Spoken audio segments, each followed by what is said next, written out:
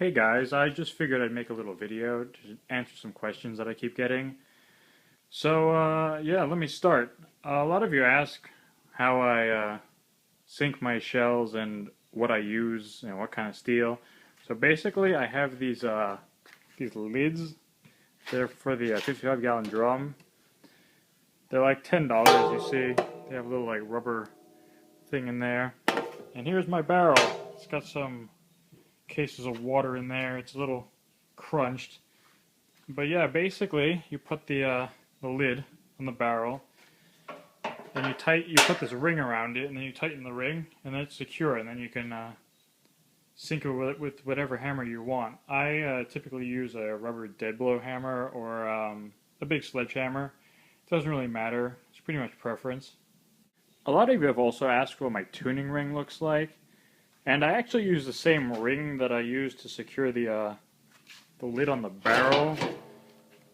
I just put it around the sunken shell. I mean, this is an older one that doesn't have any tone fields yet, but you should get the idea. So basically, take a screw and a bolt, and you tighten it. And for some reason, it works. I mean, I'm not exactly sure why. I mean, it's probably not the correct method, but it applies nice tension, and I actually find I can tune like that.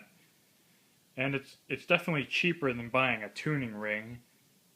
I'm eventually going to get a tuning ring because this is kind of limited, but I think it's a very good way to start because it's pretty cheap.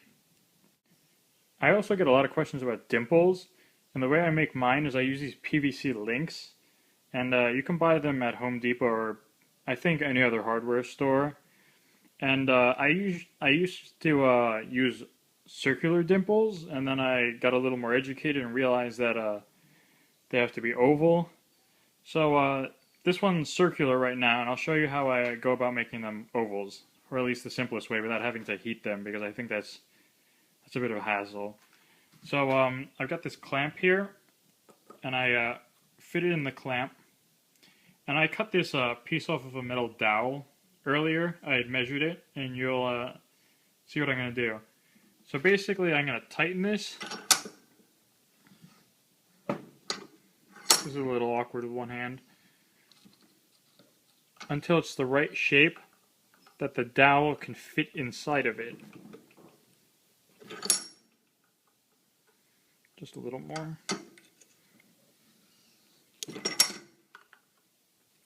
Almost.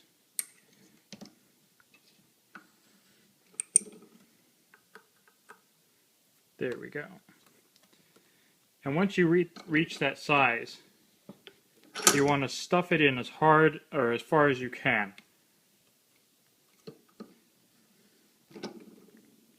And then, if you loosen the clamps,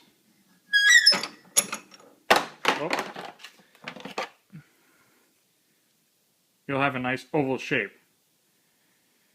And next I'll show you how to actually make the dimples using this. I'm going to use this piece of sheet metal instead of a shell, just to make it simpler to show you guys. But normally you do this on a sunken shell. So let's say I want the dimple right here. Let's say there's a tone field around it. I would situate it and take duct tape. I actually like Gorilla Tape better. I think it holds better.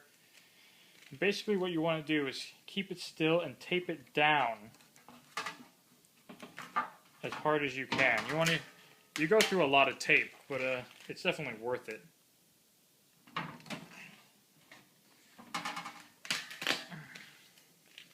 You want it to move as little as possible, otherwise obviously your dimple will be off centered. I'm rushing a little bit just so this video doesn't take an eternity, but you guys will be more careful, I assume.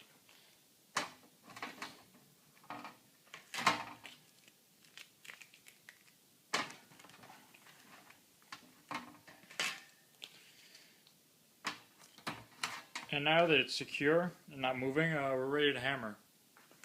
So once you have your mold taped down, you want to find a flat surface that isn't too wide. I use this wooden bench to form my dimples.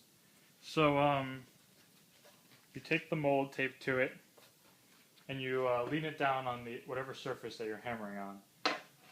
It's going to lean over until I hold it.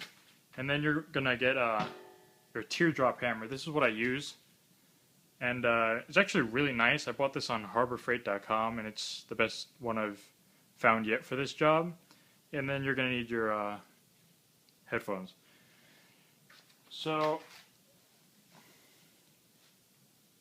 you want to remember where the mold is in accordance to the other side. So it's around here. So I'm going to hold this down and make sure it does not move and start hitting in that area with the pointed side.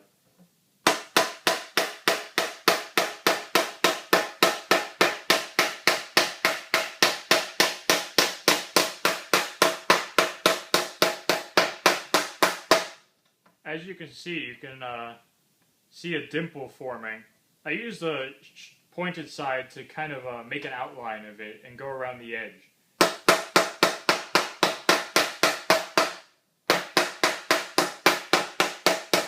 And then I switch over to the larger side when I want to start actually sinking it.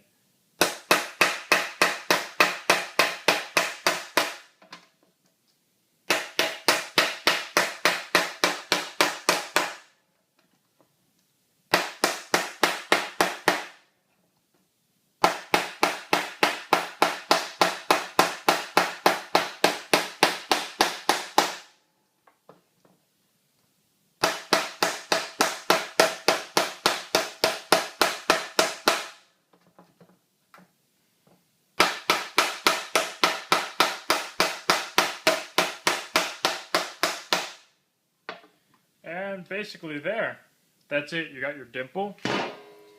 And if this is for your center note or your ding, and this is on the top of your pan, you take it off. A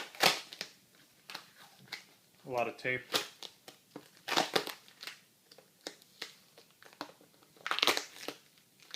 And you're left with a nice dimple. And I guess that's pretty much it. I just want to leave you guys with this note. I'm not an expert on this, by all means. My pans are still in their infancy, but I genuinely feel like this is a good way to start. And if someone wanted to dabble in making a hand pan, this is definitely the most cost-efficient way to do so. The barrel itself was $60. The lids were around $10. The PVC links are a couple dollars. And I assume you already have some hammers around, so it's definitely cheaper than going out and buying a $900 tuning ring and realizing you can't do anything with it. So, I mean, I also didn't include how to make tone fields or tune, because I don't think you guys want to see me hammering for 30 or 40 minutes, because that'd be pretty boring, and I can't really help you guys on tuning. There's pretty much nothing I can convey in a video that'll teach you how to do it. You pretty much have to pick it up by yourself and either have somebody there with you or just figure it out on your own. Reading up on steel pan tuning guides definitely helps, but there's pretty much nothing I can say that'll make you an expert. So I hope you guys find some useful information in this, and that's it.